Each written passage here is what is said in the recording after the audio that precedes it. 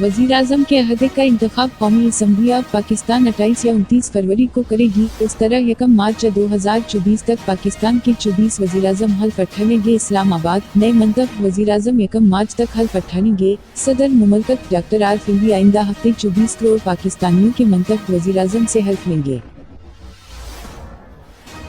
इस्लामाबाद 6 जमाती इत्तेहाद कौमी असम्बली में 2 तिहाई अक्सरियत से मुहर्रम है। तफसीलात के मुताबिक रुकन जमातों के नुमाइंदों के इश्तराक करदा आदाद और शुमार के मुताबिक हाल ही में बनने वाले 6 जमाती इत्तेहाद को अगली हुकूमत की तश्कील के लिए आने वाली कौमी असम्बली में 207 अरकान की वाज़ अक्सरियत हासिल होगी। बलूचिस्तान की सूबाई असम्बली का अजलास 28 फरवरी को तलब कर लिया गया है। नई असम्बली के पहले अजलास में नौमंतखब अरकान हल्फ उठाएंगे। बलूचिस्तान असम्बली सेक्रेटेरिएट के अल्लामिया के मुताबिक गवर्नर बलूचिस्तान मुल्क अब्दुल काकुर ने बलूचिस्तान असम्बली का अजलास 28 फरवरी को तलब कर लिया है।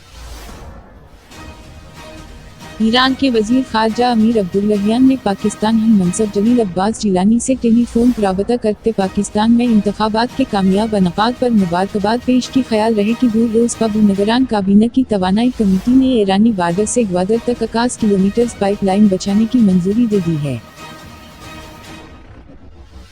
एयरक्राफ्ट एक्सीडेंट इन्वेस्टिगेशन बोर्ड ने PIA की परवाज़ 8303 के हादसे के तकरीबन 4 साल बाद फाइनल रिपोर्ट जारी कर दी है। PIA का एयरबस 320 तियाड़ा 22 में 2020 को लैंडिंग की दूसरी कोशिश के दौरान कराची एयरपोर्ट के करीब आबादी मॉडल कॉलोनी में गिर कर तबाह हुआ था।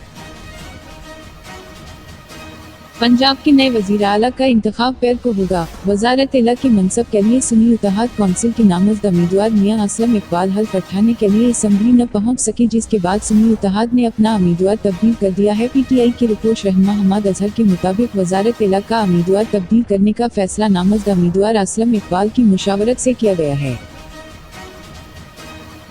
हेडलाइंस देखने के लिए शुक्रिया। मज़ीद अपडेट देखने के लिए प्लीज़ सब्सक्राइब कीजिए MyPK न्यूज़ हेडलाइंस चैनल। अब हमें इजाज़त दीजिए, फिर मिलेंगे न्यू अपडेट के साथ। तब तक के लिए खुदा हाफिज़।